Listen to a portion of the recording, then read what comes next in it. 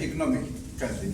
We have already crossed 4 billion and 5 billion. So for that, we need to do something for the urban areas because our population or most of our citizens are moving from rural areas to the urban area. So we need to focus whatever the problems are there in urban areas and in urban cities also. Smart cities are the new development of our Prime Minister. So there are so many cities which are declared to be the smart cities, and I am from the city of Lex Udaipur, and you will be pleased to know that Udaipur is also declared as one of the smart cities and the best city in the world, in the globe.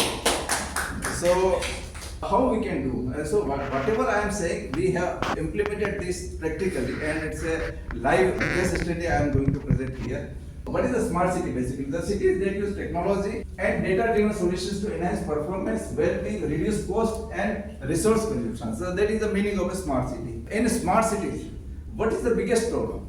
The biggest problem is the transportation problem. Because if the transportation is perfect, then definitely we will be able to enhance the life of our citizens. So it's a critical component for cities' success, and it affects economic, environmental and social aspects. You know very well, if the traffic is okay, it's perfect, definitely our economy will grow.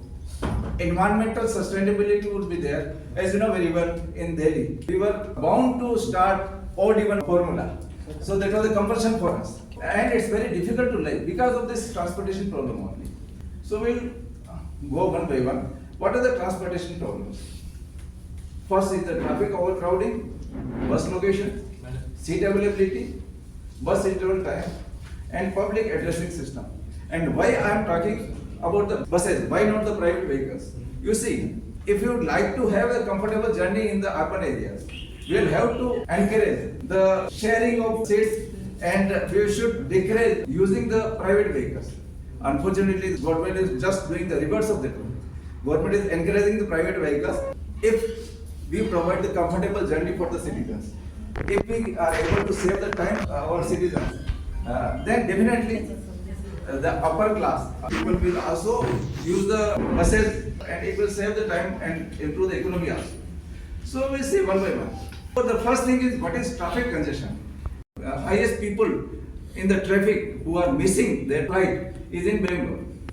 This is because of traffic congestion only. Then accessibility limitation. Definitely will not be able to access the resources because of this congestion. Urban planning challenges and increase in traffic accidents. We have seen in Delhi that there are some boards where they write yesterday the number of deaths in these cities were 450 or 500 or something like that. So that thing we should be avoided.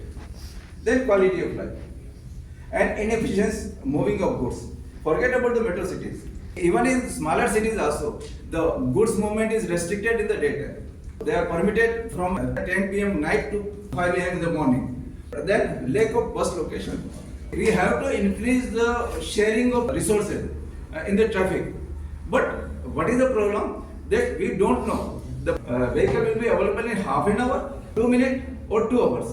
Bus location is available to us. Definitely we will be able to wait at the bus stop, or we should move and we should go for some alternate arrangement. We have done it in the Udaipur city.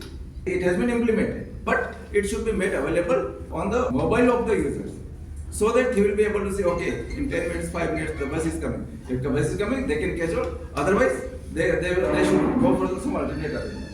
Then, seat availability. Suppose the bus is available, but if seat is not available in the bus, suppose in 10 minutes bus is coming, but in that bus it is overcrowded, then whether you should wait for the bus or not, what to do? So there is a technology that in that bus, how many seats are there? If that information is available in your mobile, you will be able to see whether you should wait for that bus or not. Or if in another 15 minutes there is another bus, in that bus also if the seat availability is there, you can wait another 15 minutes.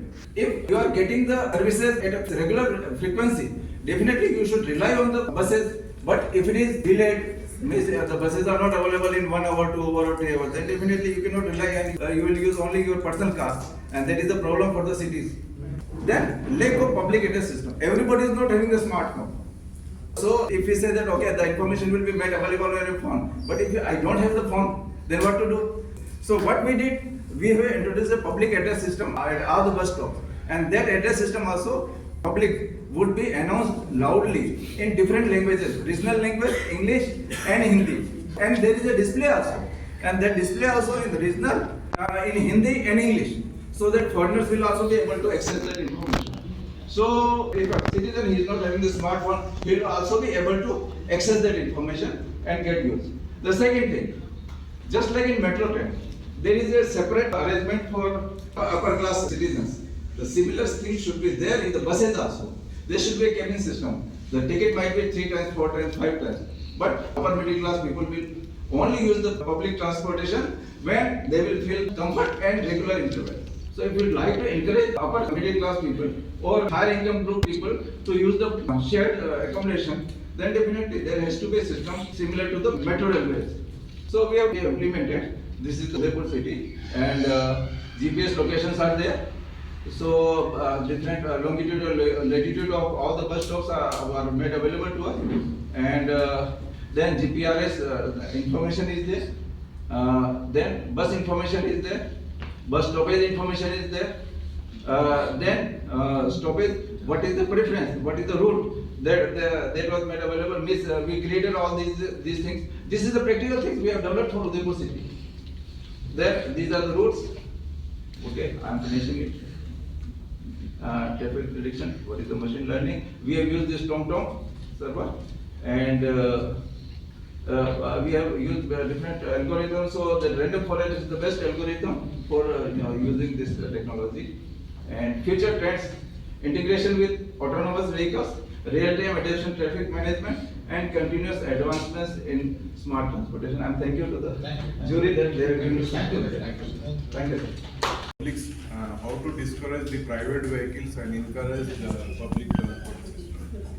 Thank you. You have any solution for this? Yeah, definitely. This is the bigger problem of our country. You see, who is using car? A person with comfortable status. We have to discourage this. Definitely. Yeah. So, no, but at the same time, we cannot stop directly. We have to give the environment to the upper classes, their comfort and saving the time. Then only they will adopt public transportation. You should give the comfort and you should save the time to all the citizens. Then only you will be able to discourage the private vehicles. I think there should be government policy on that. That's I request you to give the suggestion. There should be Sometimes Thank you very much, sir. I believe we should have a broader discussion in this area. 10 minutes will not be sufficient. So I'd like to invite him for some other session to come and discuss elaborately.